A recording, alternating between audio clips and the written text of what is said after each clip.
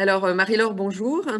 Bonjour. Nous devions nous retrouver à Lourdes pour vivre l'Assemblée générale de la COREF ensemble ces jours-ci, avec les 250 supérieurs majeurs inscrits à cette rencontre.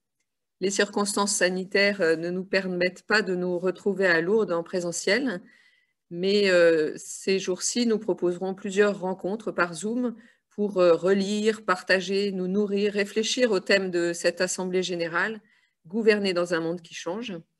Et pour ouvrir nos journées à Lourdes, on t'avait demandé de nous proposer des méditations autour de l'évangile de Matthieu au chapitre 22 pour nourrir nos journées autour des grands fils rouges de notre Assemblée générale, envisager, prendre soin, promouvoir et choisir. C'est sur 3 thèmes que nous allons t'écouter. Nous te connaissions déjà dans la vie religieuse et ailleurs pour le livre sur les 10 idées bizarres sur la vie religieuse que nous avions savouré. Tu as fait un doctorat en théologie sur l'interprétation de la Bible.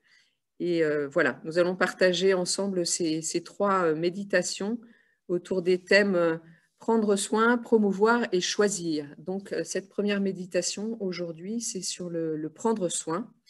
Et je propose qu'on relise l'évangile autour duquel tu as travaillé, l'évangile de Matthieu. Évangile de Jésus-Christ selon saint Matthieu, donc au chapitre 22, versets 1 à 14. Jésus se mit de nouveau à leur parler et leur dit en parabole. Le royaume des cieux est comparable à un roi qui célébra les noces de son fils. Il envoya ses serviteurs appeler à la noce les invités. Mais ceux-ci ne voulaient pas venir. Il envoya encore d'autres serviteurs dire aux invités, « Voilà, j'ai préparé mon banquet, mes bœufs et mes bêtes grasses sont égorgés, tout est prêt, venez à la noce. » Mais ils n'en tinrent aucun compte et s'en allèrent, l'un à son champ, l'autre à son commerce. Les autres empoignèrent les serviteurs, les maltraitèrent et les tuèrent. Le roi se mit en colère, il envoya ses troupes, fit périr les meurtriers et incendia leur ville. Alors il dit à ses serviteurs, « Le repas de noces est prêt, mais les invités n'en étaient pas dignes. Allez donc aux croisées des chemins. Tous ceux que vous trouverez, invitez-les à la noce. » Les serviteurs allèrent sur les chemins, rassemblèrent tous ceux qu'ils trouvèrent, les mauvais comme les bons, et la salle de noces fut remplie de convives. Le roi entra pour examiner les convives, et là, il vit un homme qui ne portait pas de vêtements de noces. Il lui dit, « Mon ami, comment es-tu entré ici sans avoir le vêtement de noces ?» L'autre garda le silence. Alors le roi dit aux serviteurs, « Jetez-le, pieds et poings liés, dans les ténèbres du dehors. Là, il y aura des pleurs et des grincements de dents, car beaucoup sont appelés, mais peu sont élus. » Marie-Laure, la parole est à toi pour cette première méditation autour du fil rouge de notre assemblée, prendre soin. Si. C'est l'histoire d'un roi qui marie son fils. En soi, c'est un événement heureux, c'est un moment de grâce, l'occasion de se rassembler, de faire la fête, de réunir le peuple. Mais cela ne se passera pas comme prévu. À la fin, c'est l'histoire d'un fiasco. On se retrouve à compter les morts, les déceptions, les menaces et l'amertume qui règne d'un côté comme de l'autre.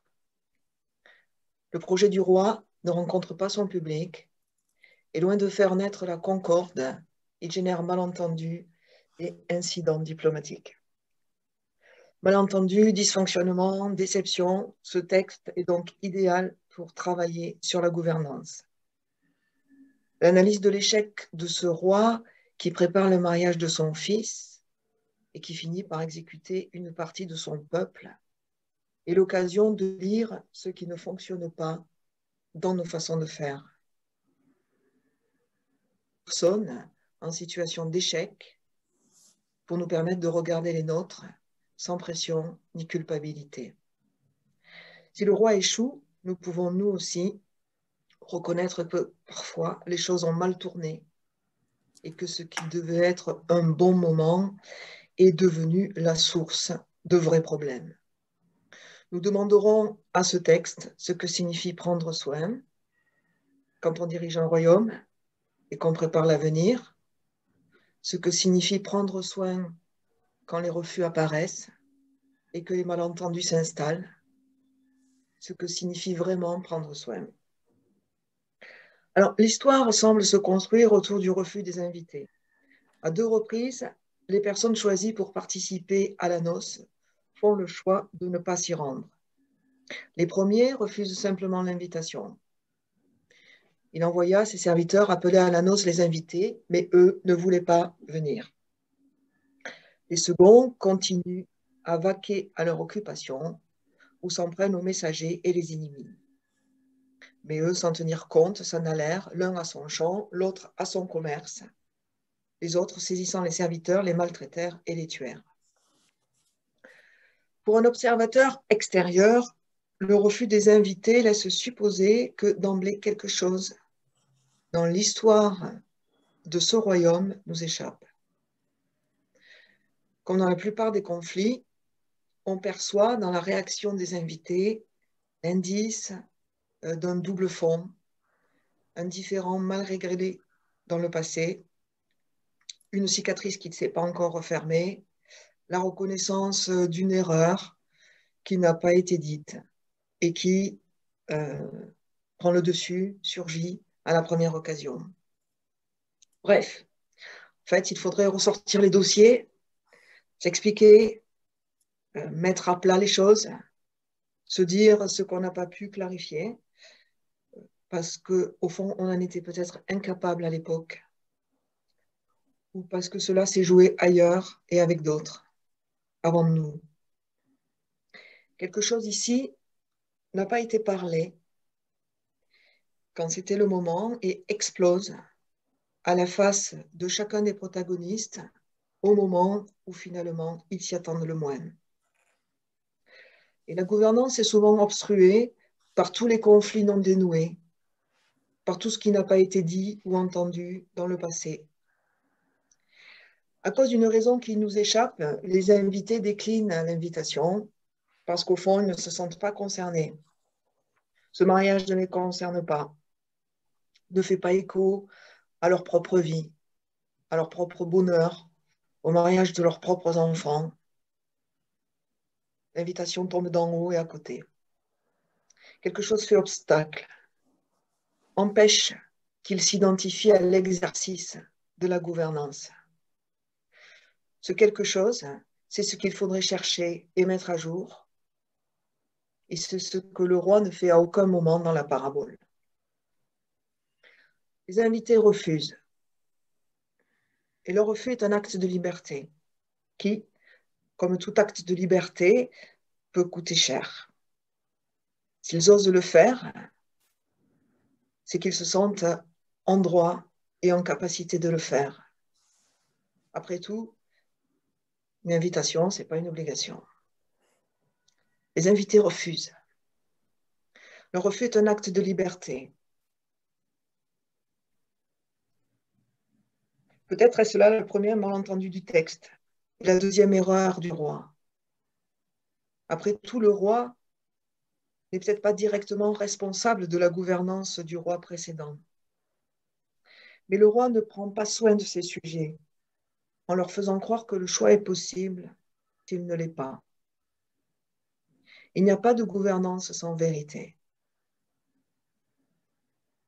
S'il n'y a pas de décision à prendre, parce qu'elle a déjà été prise en amont, il faut le dire. Car laisser croire à la liberté quand elle n'existe pas, c'est une tromperie. L'exercice de la gouvernance nécessite de débusquer les injonctions contradictoires, les chèques en blanc, et cela passe souvent par une clarification du langage. Pour faire ce genre d'erreur, le roi n'est peut-être pas suffisamment au clair avec ses propres attentes ou avec la représentation qu'il a de son pouvoir. Croit-il que son charisme suffit à emporter l'adhésion? Pense-t-il qu'il va de soi qu'une invitation de sa part ne se refuse pas? Le roi est dans une conception où sa position dans l'organigramme lui assure d'être suivi et compris. C'est une croyance de sa part, c'est-à-dire une représentation non interrogée, non questionnée. Les croyances sur ce que doit être un chef et sur comment il est supposé se faire obéir sont des obstacles invisibles sur le chemin de la gouvernance.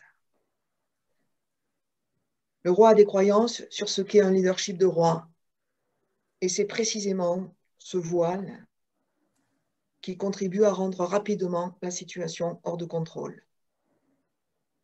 Les invités pensent qu'ils sont libres de refuser, là où le roi estime qu'un contrat les lie tacitement aux décisions qu'il prend.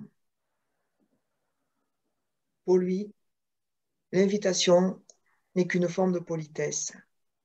Il respecte le protocole. Sûr de son leadership et de sa générosité, le roi ne prend pas soin de l'invitation. Même s'il semble que les coutumes de l'époque supposaient une invitation préalable, ce que le texte nous montre révèle une façon de faire précipitée et maladroite. Après le premier refus, le roi formule ainsi son désir de voir venir les invités. « Voici, j'ai apprêté mon banquet, mes taureaux et mes bêtes grasses sont égorgés. Tout est prêt, venez aux noces. » C'est un peu sec, c'est un peu court. Présenter le menu ne suffit pas à faire adhérer les personnes à un projet. Cela ne remplace pas le fait de leur dire en quoi elles manqueraient si elles n'étaient pas là. Rien n'est dit sur les personnes, sur leur présence précieuse, sur la joie que ce serait de vivre ce moment avec elles, sur une histoire partagée qui donnerait du sens à leur présence. Le roi met en avant le don qu'il fait et l'urgence qu'il y a à y participer. Voilà comment il est possible de passer à côté de l'abondance qui nous est donnée. Tout est offert, tout est là à disposition, et quelque chose fait qu'on ne profite de rien, que l'on passe à côté. C'est le point où une gouvernance mal positionnée, après être passée à côté des personnes et de leur histoire, peut passer à côté de l'abondance donnée par Dieu. C'est là une question qu'il revient à la gouvernance de prendre en charge. Comment faire en sorte que nous puissions profiter ensemble de ce qui est donné en abondance? Comment faire en sorte que le plus grand nombre de personnes reçoivent tout ce qui est donné et que personne ne se réserve la propriété des biens présents? Dans la gouvernance, comme dans le discours spirituel, il y a une façon de parler et de faire qui ne donne pas envie d'être nourri ou de participer à la fête. Les invités, eux, sont responsables de leur silence. Comme Abel, ils demeurent trop légers, trop silencieux, incapables qu'ils sont d'expliquer leur absence ou leur colère. Continuant à vaquer à leur occupation, ils ne donnent à voir que du mépris pour l'acte généreux du roi. À leur décharge, ils ne se doutent sûrement pas de ce qu'ils vont réveiller chez le roi, de la faille qu'ils vont contribuer à élargir. D'autres, plus violents, profitent de la situation pour régler leur compte avec le pouvoir. On entrevoit ici le niveau de colère et de frustration accumulés. On n'assassine pas sans raison. La gouvernance consiste peut-être à offrir des espaces de parole pour que les choses se disent, remontent, émergent, trouvent un chemin vers la sortie, deviennent le bien commun du groupe matière sur laquelle on travaille ensemble. Après, la réaction du roi est injustifiable. L'état de gouvernance interdit la vengeance, la ligne rouge. Pourtant, sa réaction est prévisible, puisque c'est la nôtre. L'annonce est prête, mais les invités n'en étaient pas dignes. Il y a dans ces paroles un mélange de tristesse et de colère, la lassitude de ne pas y arriver, qui rencontre l'injustice que nos efforts ne soient pas reconnus. Ils n'en étaient pas dignes. De l'invitation, du festin, de la gouvernance du roi. La question de la dignité est dans l'Évangile un sujet récurrent. En Matthieu chapitre 3, verset 11, « Je ne suis pas digne de lui ôter ses sandales » ou en Matthieu chapitre 8, verset 8, « Seigneur, je ne suis pas digne que tu entres sous mon toit. » Malheureusement, la dignité dont il est question ici est trop souvent comprise en termes de valeur ou de morale. Je pense qu'il n'en est rien. La parole du festin nuptial, comme celle qui précède des métayers révoltés, montre combien être digne consiste à être capable d'apprécier le don reçu, la dette par laquelle on vit, l'antériorité de tout ce qui nous a été donné et qui nous permet d'être qui on est aujourd'hui. Ne pas être digne, c'est donc ne pas reconnaître combien nos vies ne subsistent que grâce aux autres, que portées par Dieu. Les invités, quelles que soient les bonnes raisons qui les animent, sont en danger s'ils pensent qu'ils n'ont aucune dette. Et c'est là toute la misère de nos conflits, où les victimes s'abîment quand leur révolte devient un refus du don. La noce est prête, mais les invités n'en étaient pas dignes. C'est un tournant du récit. Le roi est blessé dans son ego. Ils n'étaient pas dignes de moi, de tout ce que j'ai fait pour eux. Blesser un roi, c'est un acte dangereux. Se rajoute à cela le pressentiment que tout acte de désobéissance peut entraîner le chaos dans le royaume. Dans le livre d'Esther, dans le Premier Testament, c'est l'argument des conseillers du roi pour destituer la reine. Vasti, la reine qui n'a pas voulu se rendre, et peut-être je rajoute faire la potiche, au festin organisé par Xerxès le roi. Je vous lis le passage. Ce n'est pas seulement le roi que Vasti la reine a bafoué, mais tous les ministres et tous les peuples de toutes les provinces du roi Xerxès. Car la conduite de la reine filtrera jusqu'à toutes les femmes, les poussant à mépriser leur mari. Et dès aujourd'hui, les femmes des ministres de Perse et de Médie qui ont entendu parler de la conduite de la reine vont se mettre à répliquer à tous les ministres du roi. Et à ce mépris correspondra la colère. S'il plaît au roi, que sorte de sa part une ordonnance royale qui sera inscrite dans les lois de Perse et de Médie et sera irrévocable, selon laquelle Vasti ne viendra plus en présence du roi Xerxès, qui donnera son titre de reine à une meilleure qu'elle. Et le décret que le roi aura rendu retentira dans tout son royaume, et il est grand. Alors, toutes les femmes entoureront d'égards leur mari, du plus important au plus humble. Esther, Hébreux, chapitre 1, verset 16 à 20. Alors, qu'aurions-nous fait à la place du roi, que ce soit le roi Xerxès ou que ce soit le roi de la parabole? Que faisons-nous quand nous sommes à sa place? Prendre soin de la situation aurait peut-être consisté à avoir eu le courage de reconnaître les erreurs d'appréciation, de faire un arrêt sur image pour relire la situation, pour chercher ensemble des portes de sortie acceptables par tous, où les personnes concernées seraient partie prenante, ce qui suppose parfois d'arrêter pour un temps les banquets, de repousser le mariage et de proposer un buffet froid mais apaisé.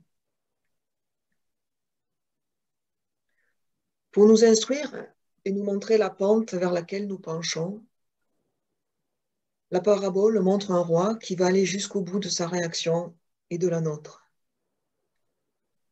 Il ordonne à ses serviteurs de disposer de ses sujets en faisant des objets et non plus des sujets. Les personnes devenues des pions n'ont pas le choix. Elles ne sont que des victimes collatérales des dysfonctionnements précédents. Par ce geste, le roi donne à voir précisément ce qu'est l'absence de soin. Le contraire du soin, c'est regarder l'autre comme s'il n'était qu'un élément parmi d'autres, que le rouage remplaçable d'un grand tout. C'est la définition du soin que donne la philosophe Cynthia Fleury, qui est le fait de consolider chez l'autre son irremplaçabilité. Je cite un extrait du Soin est un humanisme, page 10. Les individus qui ont un sentiment de remplaçabilité tombent malades et peuvent opérer des passages à l'acte contre eux ou autrui. Ils sont victimes de désubjectivation. Il y a comme une détérioration du sujet à eux. Il en est ainsi en politique. Quand l'État de droit détruit ses citoyens en leur donnant un sentiment de chosification, il se porte atteinte à lui-même, car ses sujets, anéantis, réduits au moi minimal, deviennent étrangers au sentiment d'engagement dans la sphère publique ou traduisent politiquement leur ressentiment par des votes extrémistes. Prendre soin des personnes, c'est leur permettre de comprendre en quoi elles sont précieuses et uniques. Ce n'est que sur cette base qu'elles pourront ensuite s'engager en relation, en politique ou en spiritualité, s'engager à bâtir une humanité fondée sur la conviction que chacun compte tel qu'il est. En remplaçant les invités par n'importe qui, le roi doit avoir cette incapacité à considérer chacun comme unique, comme sujet de sa propre vie et de son propre engagement. Ni les premiers invités, ni les nouveaux venus ne sont considérés pour ce qu'ils sont. Tous peuvent alors se considérer comme interchangeables, et donc, selon les occasions, comme en trou ou comme bouche-trou.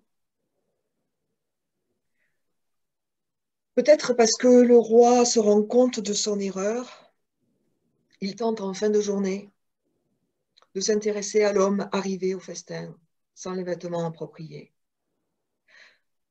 Peut-être même peut-on penser que le mon ami qu'il lui adresse est sincère. Mais c'est trop tard. L'homme sans vêtements de noces est le symbole de toutes ces personnes que l'on n'a jamais aidé à construire un jeu et qui demeurent dans l'impossibilité de raconter leur histoire et d'exprimer qui elles sont ou ce qu'elles ressentent. L'invité reste muet. Trop de personnes sont encore aujourd'hui incapables de poser des mots sur leur vie parce que personne ne leur a montré qu'elles avaient une place. L'invité est mis dehors, comme quelques instants avant, il avait été mis dedans. Les choses finissent mal. L'homme mal habillé finit exclu dans des ténèbres du dehors où règne colère et amertume. Le roi, à la fin de sa journée, ne peut que se rendre compte de tout le gâchis causé.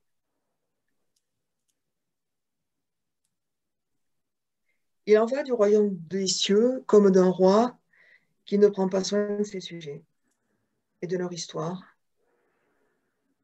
de sujets qui n'ont pas le courage de prendre la parole, et d'une situation qui finit dans la douleur. C'est ce que raconte la parabole.